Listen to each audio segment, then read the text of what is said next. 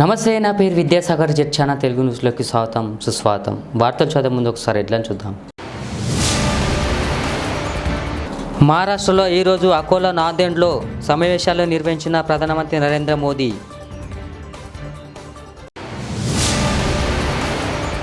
విజయవాడ శ్రీశైలం మధ్య sea plane trial run success. ఈరోజు ప్రారంభించిన సీఎం చంద్రబాబు, కేంద్ర మంత్రి రామ్మోహన్ నాయుడు. ఈరోజు మహారాష్ట్రలో సీఎం రేవంత్ రెడ్డి. జార్ఖండ్ ఎన్నికలు. ఈరోజు జార్ఖండ్లో అమిత్ షా, రాజ్నాథ్ సింగ్ పర్యటన.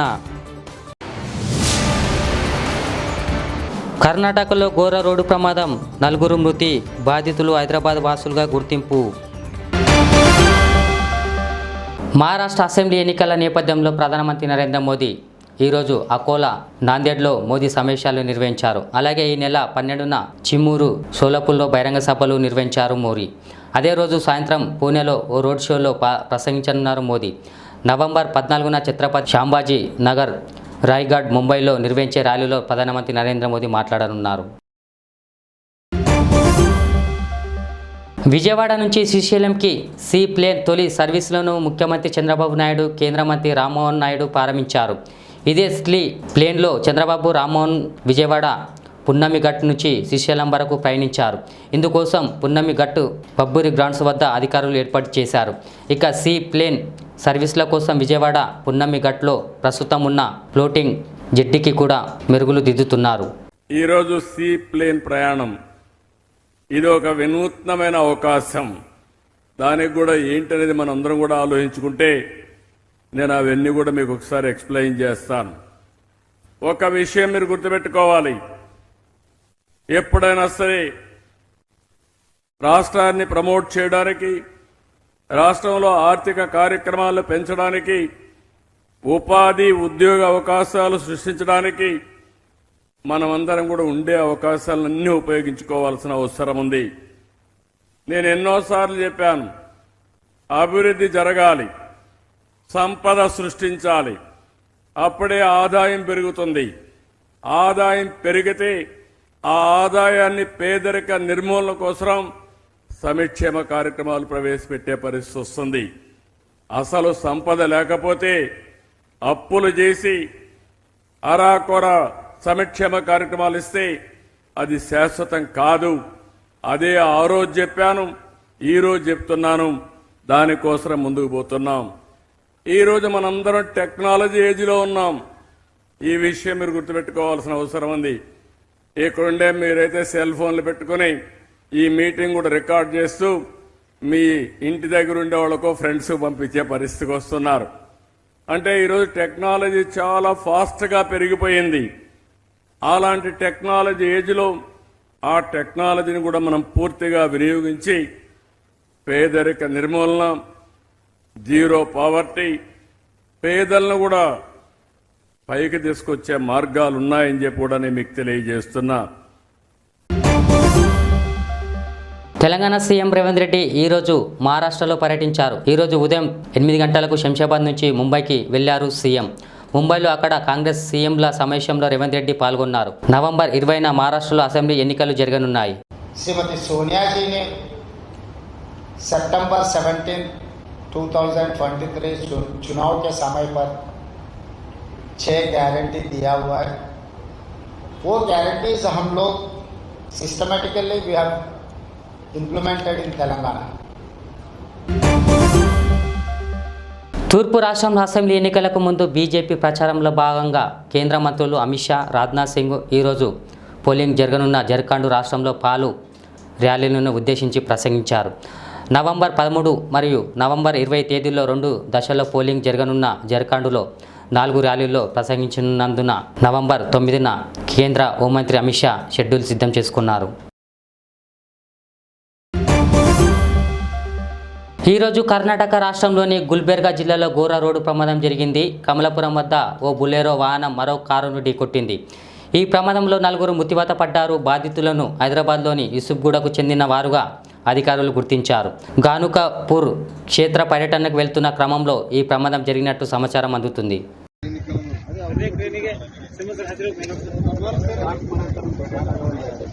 ಅವರು ನಾಟಕದಿಂದ ಕಂಪ್ಲೀಟಿಂಗ್ ಮಾಡಿದ್ದಾರೆ ಒಂದು ಅವ್ರಿಗೆ ಜೈಲು ತಪ್ಪಿಸ್ಬೇಕಂತ ಪ್ರತಿ కాంగ్రెస్ ముఖ్యమంత్రి రేవంత్ రెడ్డితో పాటు ఆయన మంత్రివర్గంపై మాజీ మంత్రి హరీష్ రావు తీవ్ర విమర్శలు చేశారు.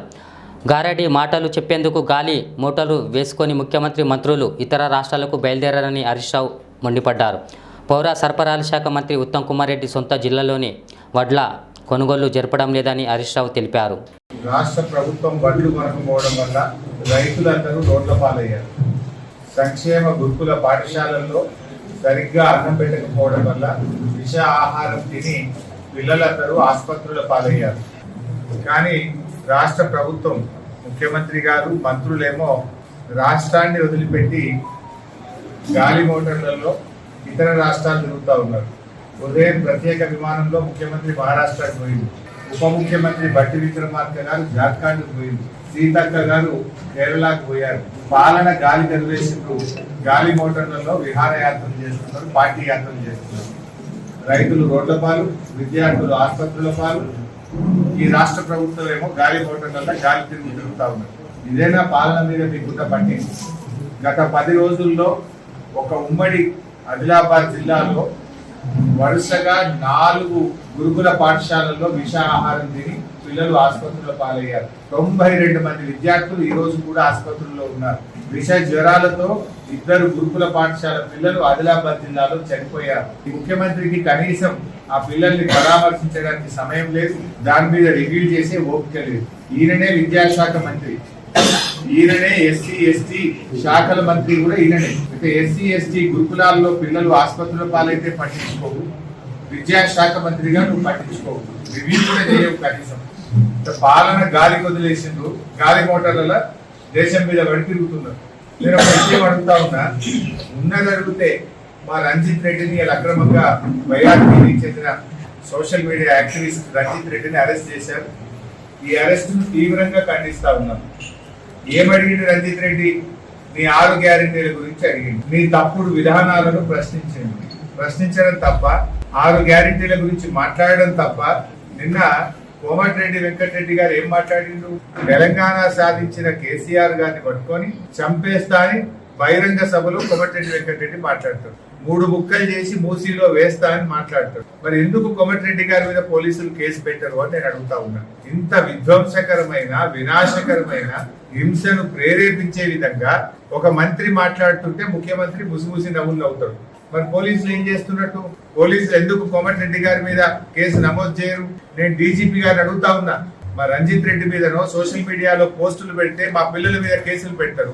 ఒక బాధ్యతాయుత కలిగిన మంత్రి, రాజ్యాంగం మీద ప్రమాణం చేసిన మంత్రి కేసీఆర్ గారిని పట్టుకొని 3 ముక్కలు చేసి నదిలో విసిరేస్తా అంటే ఎందుకు కేసు పెట్టరు అని అడుగుతా ఉన్నా. నేను రాష్ట్ర గవర్నర్ గారిని కూడా కోరుతా ఉన్నా, ఈ రకంగా మాట్లాడినటువంటి వాళ్ళను మంత్రివర్గం నుంచి బర్తరఫ్ చేయాలని గవర్నర్ గారిని కోరుతా ఉన్నా. సినీ హీరో నిఖిల్తో కలిసి చిర్యాల ఎమ్మెల్యే మాలా కొండయ్య ఈరోజు తిరుపతిలో స్వామివారిని దర్శించుకున్నారు. వీఐపీ ప్రారంభం దర్శనం సమయంలోని వారు స్వామివారిని దర్శించుకున్నారు. టీటీడీ అధికారులు వారికి ఘనంగా స్వాగతం పలికారు, తన ఏర్పాటు చేశారు. భక్తులు హీరో నిఖిల్తో సెల్ఫీలు దిగేందుకు పోటీపడ్డారు. అనంతరం వేద పండితులు ఆశీర్వదించి తీర్థ ప్రసాదాలను అందజేశారు. పేనుబల్లి మండలం నీలాద్రి గ్రామంలోని శ్రీ నీలాద్రేశ్వర స్వామివారిని మంత్రి పొంగులేటి శ్రీనివాసరెడ్డి ఈరోజు దర్శించుకున్నారు. ముందుగా మంత్రి పొంగులేటిని ఆలయ అర్చకులు ఆలయ మర్యాదలతో ఘన స్వాగతం పలికారు. అనంతరం ఎమ్మెల్యే స్వామివారికి ప్రత్యేక పూజలు నిర్వహించారు. ఈ కార్యక్రమంలో స్థానిక ఎమ్మెల్యే మట్ట రాగమాయి, కార్పొరేషన్ చైర్మన్ విజయ్ తదితరులు పాల్గొన్నారు.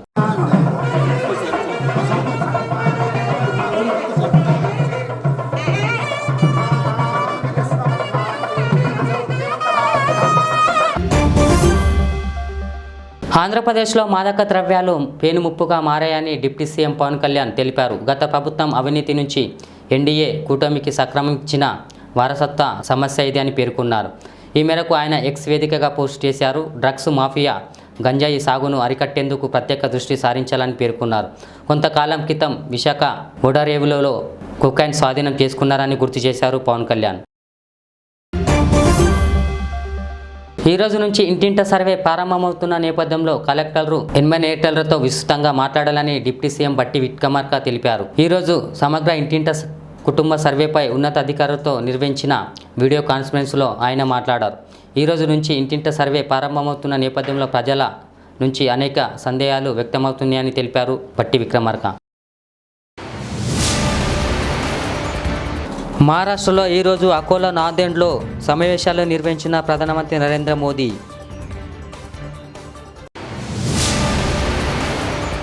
విజయవాడ శ్రీశైలం మధ్య sea plane trial run success. ఈరోజు ప్రారంభించిన సీఎం చంద్రబాబు, కేంద్ర మంత్రి రామ్మోహన్ నాయుడు. ఈరోజు మహారాష్ట్రలో సీఎం రేవంత్ రెడ్డి. జార్ఖండ్ ఎన్నికలు. ఈరోజు జార్ఖండ్లో అమిత్ షా, రాజ్నాథ్ సింగ్ పర్యటన. కర్ణాటకలో ఘోర రోడ్డు ప్రమాదం, 4 మృతి, బాధితులు హైదరాబాద్ వాసులుగా గుర్తింపు.